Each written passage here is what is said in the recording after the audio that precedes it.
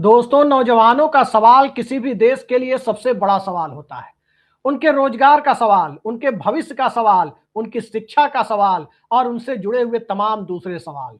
लेकिन जिस देश में सवाल उठाने वालों को टुकड़े टुकड़े गैंग से लेकर खान मार्केट गैंग तक और देशभक्ति और देशद्रोह की परिभाषा के बीच में पिसने पर मजबूर कर दिया जाता है, उस देश के अंदर यदि अभिजीत दीपके जैसे कॉकरोच जनता पार्टी का सोशल मीडिया प्रयोग करने वाले नौजवान को अपना सोशल मीडिया प्रोफाइल खुलवाने के लिए, अपने सोशल मीडिया प्रोफाइल से ब्लॉक हटवाने के लिए दिल्ली हाई कोर्ट का दरवाजा खटखटाना पड़ रहा है, तो आप खुद से अंदाजा लगा सकते हैं कि नागरिक स्वतंत्रता जैसे मुद्दे मौजूदा दौर में भारत जैसे देश के अंदर, दुनिया के सबसे बड़े लोकतंत्र को कहे जाने वाले देश के अंदर आखिर किस स्तर पर पहुंचे हुए हैं। एक ऐसा वक्त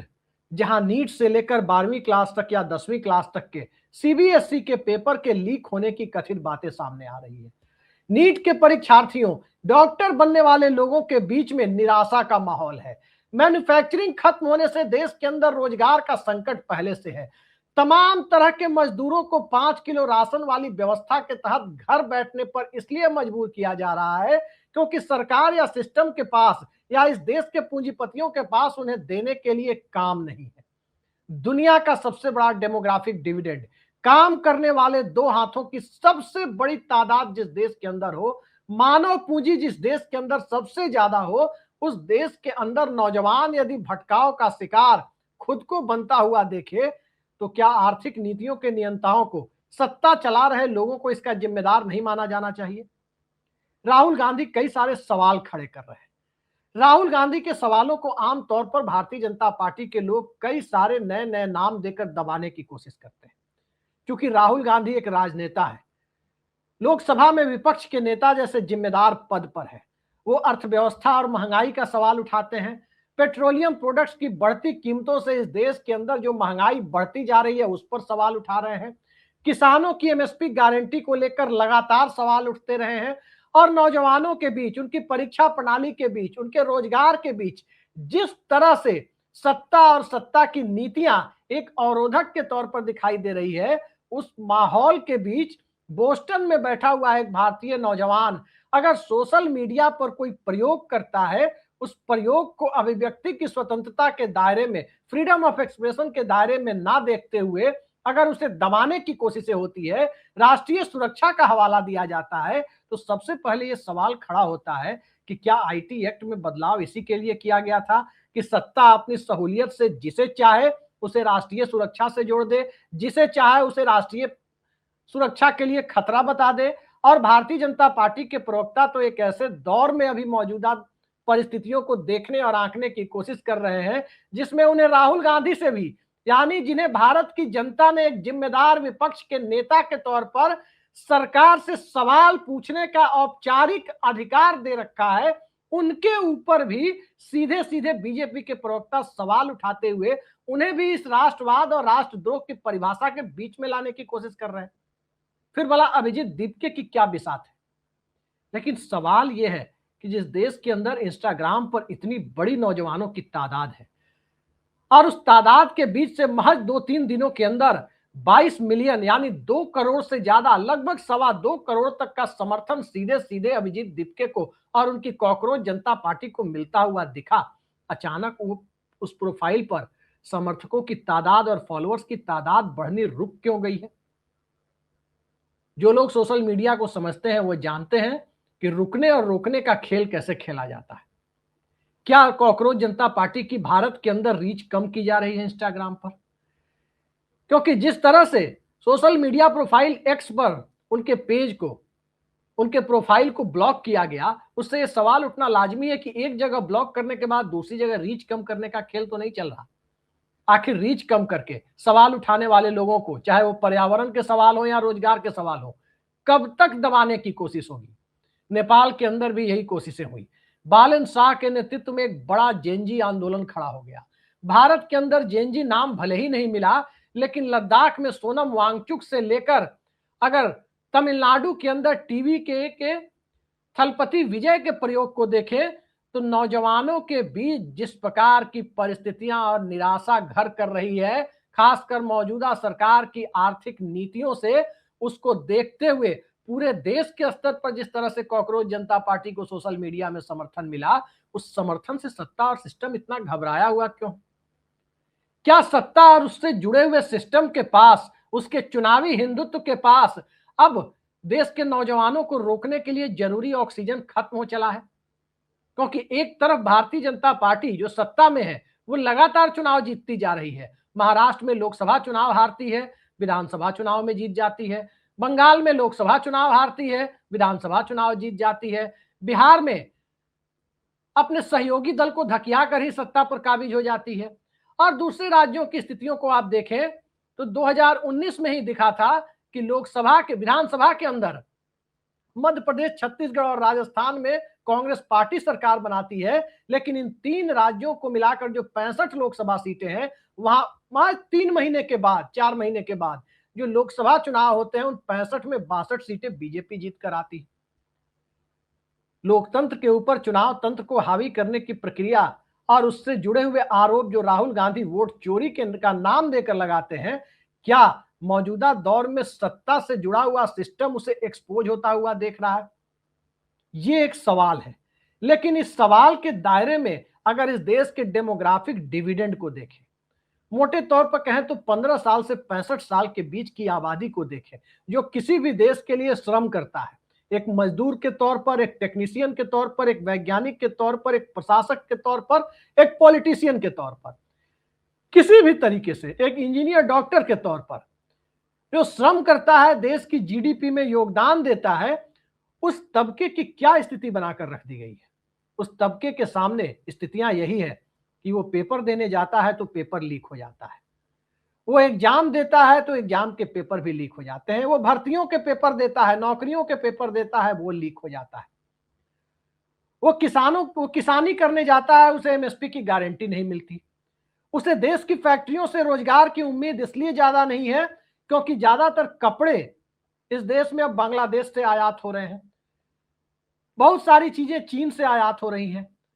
और देश के अंदर मैन्युफैक्चरिंग की स्थिति यानी कंपनियों में सामान बनाने की स्थिति इस हद तक खराब हो चुकी है कि असेंबल इन इंडिया यानी बाहर से सामान खरीद कर लाओ, पार्ट पुर्जे, कल पुर्जे खरीद कर लाओ और इंडिया में असेंबल करके कहीं किसी जगह पर, नोएडा में, कहीं बेंगलोर में या कहीं भी जाकर एक असेंबल करके एक प्रोडक्ट का नाम दे दिया जाए और उसे ही मेड इन इंडिया या मेक इन इंडिया के नाम से प्रचारित किया जाए, तो उसमें जितना छोटा रोजगार उस असेंबलिंग में है, उससे 140 करोड़ देश की आबादी के जेनजी का या डेमोग्राफिक डिविडेंड, थोड़ा व्यापक शब्दों में कहें, उसका पेट भरता हुआ दिखाई नहीं दे रहा है। लेकिन सत्ता में बैठे हुए लोगों को अब भी यही दिखाई दे रहा है कि 5 किलो राशन और उस राशन के साथ साथ चुनाव आने पर 2000, 5000, 10,000 रुपए खाते में डाल करके वोटों में तब्दील कराकर अगले 5 सालों की सत्ता अब भी सुरक्षित की जा सकती है। क्या वाकई अब देश की जनता उस माहौल से ऊपर जा रही है? एक छोटा सा वाकया आपको बताता हूं। 88-89 का दौर था और उस दौर में राजीव गांधी की सत्ता के खिलाफ, कांग्रेस पार्टी के खिलाफ पूरे देश में माहौल बन चुका था। जब यह माहौल बन रहा था उस वक्त भी सरकार चूंकि 89 के नवंबर तक सत्ता में थी, आखिरी दौर में सरकार ने बड़ा ही सराहनीय पहल की, राजनीति से ऊपर उठकर पहल की। वो पहल दरअसल ये थी कि वोटिंग राइट्स जो 21 साल की है उसे घटाकर 18 साल किया जाए, यानी 21 साल से ऊपर के लोग 89 के पहले वोट डालते थे, 89 से अब 18 साल के लोग वोट डालेंगे। जो 3 साल के ब्रैकेट में जो नए वोटर जुटे, वो 3 साल के ब्रैकेट वाले, 21 से 18 के बीच वाले, उन वोटर ने ही उस चुनाव में सबसे ज्यादा राजीव गांधी का खुला विरोध किया और वो फोर्स के मुद्दे पर राजीव गांधी को हरा दिया। ये नौजवानों की ताकत होती है और मौजूदा सत्ता नौजवानों की इसी ताकत से डरती हुई दिखाई दे रही है। इसलिए डरती हुई दिखाई दे रही है क्योंकि इन नौजवानों को कभी धर्म के नाम पर, कभी लव जिहाद के नाम पर, कभी हिंदू मुस्लिम के नाम पर, कभी कब्रिस्तान शमशान के नाम पर, कभी गाय गोबर के नाम पर जितना इस्तेमाल करना था, सांप्रदायिकता का जितना सिलेबस इनके कोर्स में ठेलने की जरूरत थी, वो अब तक ठेला जा चुका है और अब उसमें और ज्यादा सिलेबस ठेले जाने की गुंजाइश बच नहीं रही है। लिहाजा घूम फिरकर जिस राष्ट्रवाद के सहारे, जिस हिंदुस्तान पाकिस्तान की बात के सहारे इन्हें गोल गोल घुमाने की कोशिशें हो रही है। अब नौजवानों का एक बड़ा तबका जागता हुआ दिखाई दे रहा है, उससे ऊपर उठता हुआ दिखाई दे रहा है। और जब वो नौजवानों का तबका उससे ऊपर उठता हुआ दिखाई दे रहा है, उस वक्त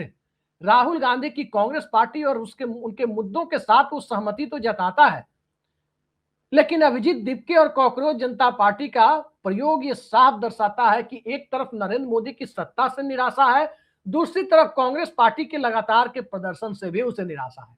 उसे साफ दिखाई दे रहा है कि कांग्रेस पार्टी मौजूदा दौर में नरेंद्र मोदी की भारतीय जनता पार्टी को हरा नहीं सकती है। इससे नौजवान कहीं ज्यादा चिंतित होते हुए नजर आ रहे हैं। अब यह स्थिति राहुल गांधी के लिए ज्यादा चिंता का विषय है। पता नहीं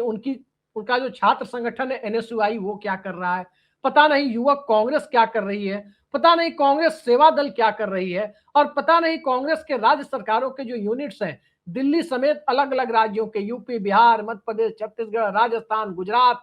उड़ीसा, उत्तराखंड, इन सब राज्यों की यूनिट्स क्या कर रही है, इसको लेकर एक अलग सवाल है।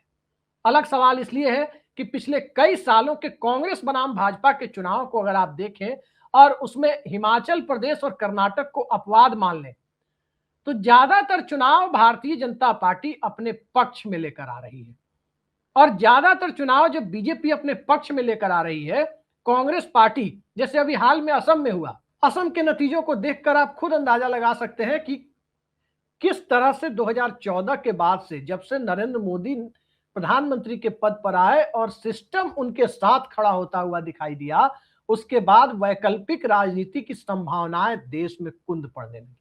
अब वैकल्पिक राजनीति की संभावनाओं को राहुल गांधी और कांग्रेस तक की देखने की जरूरत नहीं है। राहुल गांधी एक लंबी पदयात्रा कर चुके हैं, कन्याकुमारी से कश्मीर तक, और उस पदयात्रा के बीच में जिस तरह से जो जो इलाके आते चले गए, कर्नाटक से लेकर तेलंगाना और विदर्भ तक, वहां कांग्रेस पार्टी ठीक ठाक परफॉर्म करके ले गई 2024 के लोकसभा चुनाव में। लेकिन जैसे ही मामला मध्य प्रदेश से ऊपर दिल्ली, हिमाचल प्रदेश इधर आता है, वहां कांग्रेस पार्टी के लिए पदयात्रा बहुत लाभकारी दिखाई नहीं देती है। असम के अंदर गौरव गोगोई हेमंता बिश्व शर्मा को चुनौती देते हुए दिखाई नहीं देते हैं, लगातार कई चुनावों में सिद्ध होता जा रहा है। उस स्थिति में नौजवानों के लिए, क्योंकि नौजवान राजनीति बहुत ज्यादा समझते नहीं है,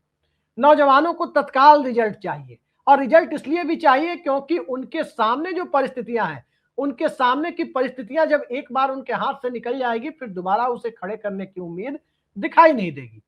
लिहाजा उन्हें रिजल्ट चाहिए, और जब उन्हें रिजल्ट चाहिए, उस निराशा में अभिजीत दीपके जैसे लोगों को समर्थन मिलना शुरू होता है।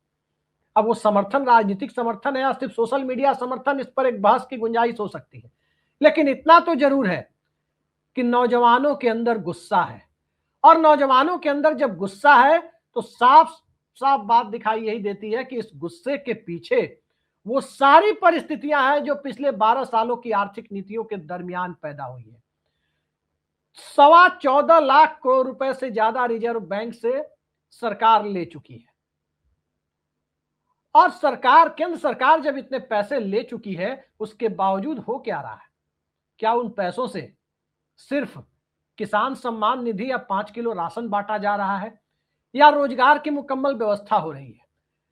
तापमान झुलसा रहा है, पर्यावरण को लेकर सरकार की कोई चिंता नहीं है। और पर्यावरण को लेकर सरकार की चिंताओं की बात करें तो प्रधानमंत्री क्या कहते हैं? प्रधानमंत्री जब नौजवानों के साथ संवाद करते हैं, मन की बात या परीक्षा पे चर्चा जैसे कार्यक्रम में जाते हैं, तो यही कहते हैं कि पिछली बार की तुलना में गर्मी या सर्दी इसलिए ज्यादा पड़ रही है क्योंकि बर्दाश्त करने की क्षमता कम हो गई है। तो क्या नौजवानों की भी अब बर्दाश्त करने की क्षमता चूकती जा रही है, वो भी कम होती जा रही है? दिल्ली हाईकोर्ट अभिजीत दीपके के प्रयोग को राष्ट्रवाद की परिभाषा के दायरे से ऊपर उठकर देखेगा या उस परिभाषा के दायरे में देखेगा, ये वक्त बताएगा। लेकिन इतना जरूर है कि अभिजीत दीपके नहीं तो राहुल गांधी नहीं तो कोई तीसरा व्यक्ति नहीं तो कोई चौथा व्यक्ति, इतना जरूर है कि आज की तारीख में नरेंद्र मोदी की सत्ता के सामने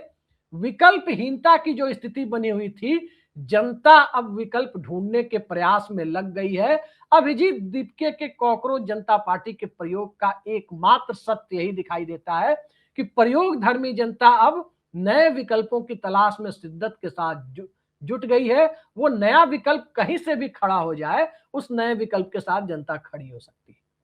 अलार्मिंग सिचुएशन राहुल गांधी के लिए भी है, लेकिन उस अलार्मिंग सिचुएशन को राहुल गांधी जितना समझ पा रहे हैं, क्या वाकई उनकी कांग्रेस पार्टी समझ रही है? अभी थोड़ी देर पहले जो खबर आई, कांग्रेस पार्टी कर्नाटक के बारे में मीटिंग कर रही है कि वहां सिद्धारमैया को बनाए रखा जाए या उनकी जगह खड़गे या डीके शिव कुमार को मुख्यमंत्री बना दिया जाए। और यदि खड़गे मुख्यमंत्री बने तो राष्ट्रीय अध्यक्ष कौन बने, इसको लेकर 4 दिन पॉलिटिकल चर्चा। लेकिन क्या इससे उन समस्याओं का निदान मिल पाएगा जो सोनम वांगचुक से लेकर देश के अलग अलग हिस्सों के नौजवान उठा रहे हैं, जो नीट के छात्र उठा रहे हैं, जो बीपीएससी के और यूपी पीसीएस के नौजवान उठा रहे हैं, जो सीबीएसई का पेपर देने वाले नौजवान उठा रहे हैं, या कुछ साल पहले रेलवे एनटीपीसी का पेपर देने वाले नौजवान उठा रहे थे?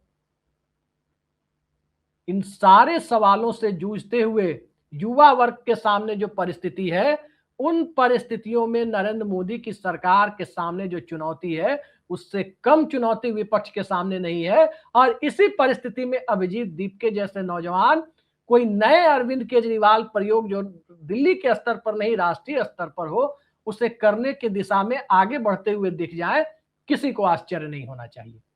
आज के लिए इतना ही। नमस्कार।